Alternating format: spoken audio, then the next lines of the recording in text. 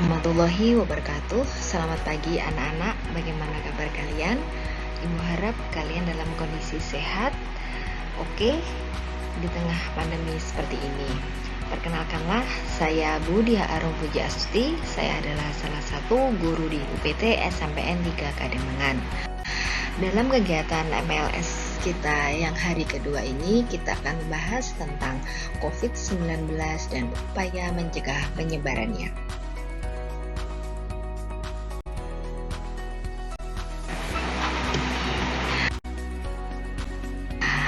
Kita hari ini akan membahas apakah COVID-19 itu. Ini bukan hal asing ya bagi kita. Kita sudah mengalami pandemi ini 1 tahun lebih. COVID-19 adalah penyakit yang disebabkan oleh virus Severe Acute Respiratory Syndrome Coronavirus 2 atau SARS-CoV-2. COVID-19 dapat menyebabkan gangguan sistem pernapasan, mulai dari gejala yang ringan seperti flu hingga infeksi paru-paru seperti pneumonia. Bagaimana saja Bu penularannya? Di sini Ibu hanya mengambil 3 poin saja. Yang pertama yaitu tidak sengaja menghirup percikan ludah saat bersin atau batuk. Jadi disarankan ketika kita bersin atau batuk, kita menutup hidung atau mulut kita menggunakan tisu. Setelah itu tisu dibuang di tempat sampah. Atau ketika kita kondisi tidak sehat, kita disarankan harus tetap menggunakan masker. Selanjutnya, memegang mulut, hidung, mata tanpa mencuci tangan setelahnya. Boleh kalian memegang mulut, hidung itu, tapi harus dalam posisi tangan yang bersih. Selanjutnya, kontak jarak dekat tanpa masker. Seharusnya kita harus melakukan yang namanya social distancing dengan cara jaga jarak kurang lebih 2 meteran lah. Selanjutnya, semua sebenarnya beresiko, entah itu yang sehat ataupun yang malah sakit.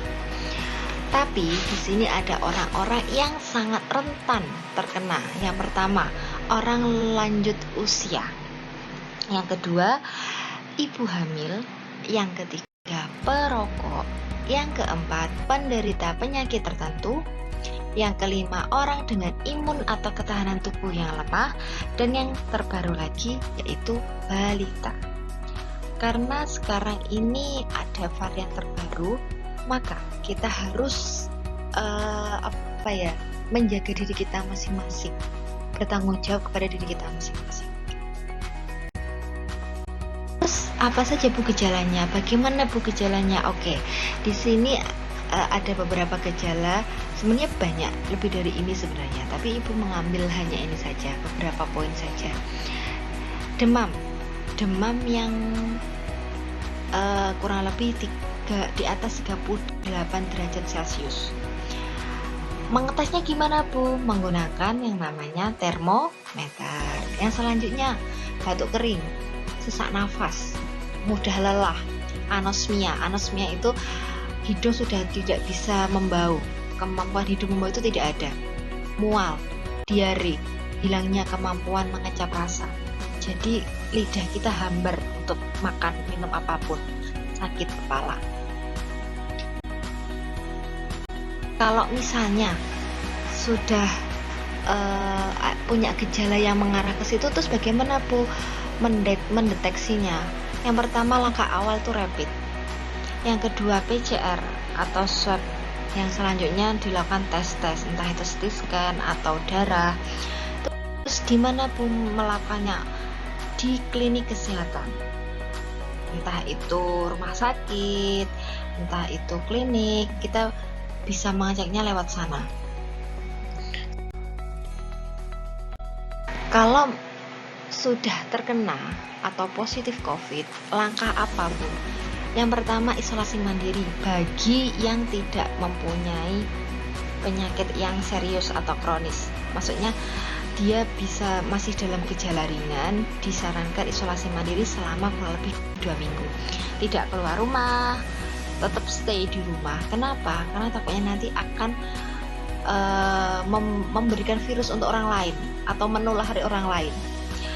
Tapi kalau isolasi mandiri misalnya punya penyakit yang serius, di isolasi mandiri sudah tidak bisa, langkah selanjutnya kita harus membawa ke rumah sakit untuk penanganan lebih lanjut. Oke, selanjutnya. Nah, ada pepatah yang mengatakan lebih baik mencegah daripada mengobati. Langkah pertama, paling gampang, cuci tangan. Rajin-rajin cuci tangan. Menggunakan sabun dengan air mengalir atau hand sanitizer. Kalian sebagai pelajar, Ibu sarankan di tas kalian masing-masing harus ada yang namanya hand sanitizer. Entah kalian kan nggak tahu memegang apa, menyentuh apa. Setelah memegang atau menyentuh apapun, jangan lupa cuci tangan. Itu satu langkah simple. Yang kedua, memakai masker. Ini juga memakai masker itu harus kita tanamkan dalam diri kita masing-masing ya. Kita keluar rumah jangan lupa, masa pandemi ini kita harus pakai masker. Apalagi sekarang ada varian terbaru, kita disarankan menggunakan masker double, masker medis sama masker kain. Yang selanjutnya jaga jarak, social distancing kurang lebih 2 meter agar kita tidak tertular virusnya. Kita kan tidak tahu si A ini kenapa enggak, si B ini kenapa, ya kan? Kan ada yang namanya OTG dan sebagainya. Yang selanjutnya ada jaga daya tahan tubuh. Dengan cara apa, Bu? Simple, memperbanyak minum air putih. Yang kedua, minum vitamin, makan teratur. Terus yang sangat sederhana lagi apa? Berjemur. Berjemur nggak usah lama-lama, cukup 15 menitan saja.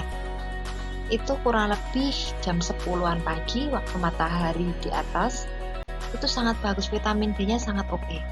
Selanjutnya ini kita tahan dulu, jangan bepergian, jangan hangout, stay di rumah saja ya. Keluar kalau penting saja, yang sangat darurat. Selain itu no, di rumah saja. Ini adalah salah satu kegiatan upaya pencegahan COVID-19 di lingkup UPT kita. Di sini di sekolah kita itu ada yang namanya Satgas. Satgas itu fungsinya apa ya? Memberikan kita apa, ngelik lah kasarannya, omong seperti itu. Seperti itu. Jadi memberitahu kalian harus jaga jarak, harus yang namanya sering cuci tangan dan sebagainya. Nah, sekian dulu dari saya. Ibu semangat, meskipun kegiatan kita masih dalam pandemi ini harus lewat daring seperti ini, kalian harus tetap semangat, jaga kesehatan, tetap oke, agar imun kita bagus. Oke, wassalamualaikum warahmatullahi wabarakatuh.